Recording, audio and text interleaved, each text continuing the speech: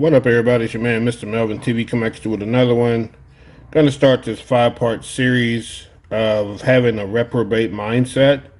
And people like to say, well, what's a reprobate mindset? That's a state of moral corruption and spiritual rejection to where you pretty much choose a sin over God. That's having a reprobate mindset. Whatever's out here sinful, you enjoy doing it. You encourage other people to partake in it. And that's really much what having a reprobate mindset is. Before we get started in this video, go ahead and hit that like, share, and subscribe button. Really appreciate that, so you guys can help me build my channel. Be much appreciated. Anyway, we're going to get into part 1 of having a reprobate mindset, which is suppressing the truth with wickedness. And this falls on Romans chapter 1, verse 28. Romans chapter 1, verse 28. So there's several different examples of this suppressing the truth with wickedness. We see it all the time. We see it in the church with pastors, the prosperity preachers getting up here with this false doctrine, this false tithing doctrine, making it seem like you have to tithe in order to be blessed, that you have to give money in order to receive, to sow a seed and all this other nonsense. When that tithing was for the Levites to begin with in the Bible, for people that brought the stuff and the food and stuff and the blankets and blah, blah, blah to the storehouse. That was your tithing. And today it's been flipped around as to where it's all about money. So you misleading people, you're suppressing the truth of wickedness, and the wickedness part of it is you trying to get paid. So we see all these prosperity preachers, one by one, they're starting to get their comeuppance because they have been teaching false doctrine when it comes to this truth of the tithing doctrine. That's just one example. Another example of wickedness that we've been walking around here for centuries thinking that we knew the truth was a lie the whole time is this white Jesus. There is no white Jesus. You can just use common sense and look at world geography and see where Jerusalem and Bethlehem is located, and Nazareth. It's right there in Israel in the Middle East, which will let you know over 2,000 years ago that man had to be someone of color. Even the Bible says skin was burnt like brass. So this is the wicked part of it, of having a reprobate mindset, because we've been tricked and fooled and duped into thinking that the Messiah is a white guy. And that's just geographically not possible. He couldn't be. His name was Caesar Borgia. Some guy named Alto Della Maloney painted this painting back in the 1400s of the depiction of Christ.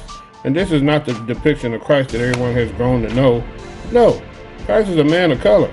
Ask Putin. He got the real portraits and stuff in his possessions. And so they have them in the Vatican as well. These people are dark skinned. Mary, Jesus, everyone. So that's another way of suppressing the truth with wickedness, having this reprobate mindset of people thinking there's a white Jesus. Come on, no, that's just not happening. Another one is this stupid Darwin theory of evolution, that people came from monkeys and then they evolved up to a man. Come on, dude. If that's the case, why the monkeys we see today ain't evolved? Why they not evolving into men still? If the theory of evolution had any weight to it, we should see chimpanzees, bonobos, orangutans, and gorillas still evolving into men. Why they stop evolving into men all of a sudden? All of a sudden they just stop evolving. This whole theory, they'll try to throw science at it and to suppress the truth with wickedness. Because they don't want to give the original man his props, which is men of color.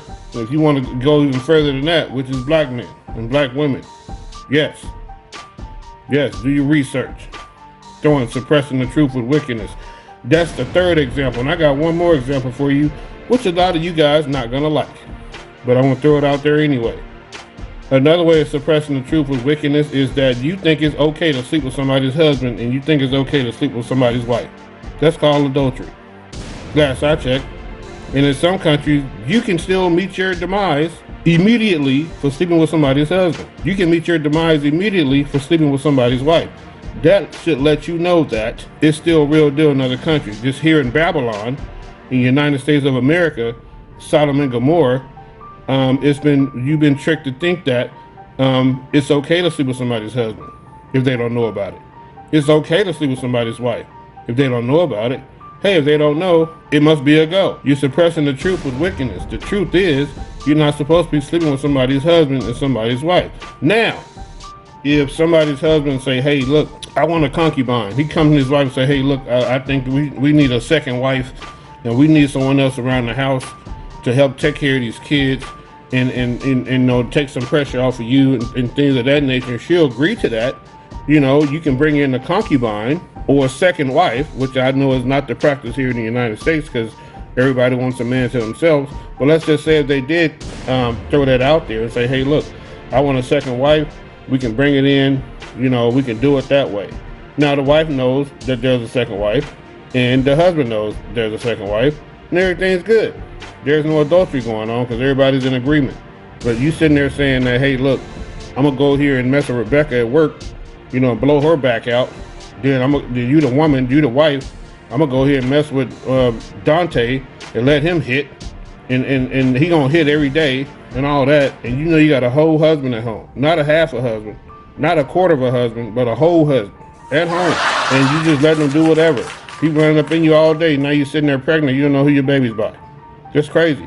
Suppressing the truth with wickedness. You're not supposed to be sleeping with somebody else's husband and somebody else's wife. That's called adultery. But society has you thinking that it's your body, your choice. Hey man, you can do what you want to do. You the man, so you supposed to get as many women as you want. You know, you the woman. Can't nobody tell you what to do with your body. You can go out and sleep with as many men as you want. Oh, screw these marriage vows. I'm gonna slap God in his face and say, hey, look, your marriage vows is something that I don't agree with, so I'm gonna go out here and do what I want to do. Yes, suppressing the truth with wickedness because you have a reprobate mindset. When you have a reprobate mindset, you're gonna go out here and do whatever you want. The shirt Jay-Z likes to wear is "Do like thy will." You know, all this nonsense. Anyway, that's part one, man, of having a reprobate mindset. Is that suppressing the truth with wickedness. That's what you do when you have a reprobate mindset. That's part one. Now, don't forget to hit that like, share, and subscribe, man. Appreciate you guys listening. Until later, for part two, I'll holla back. Deuces.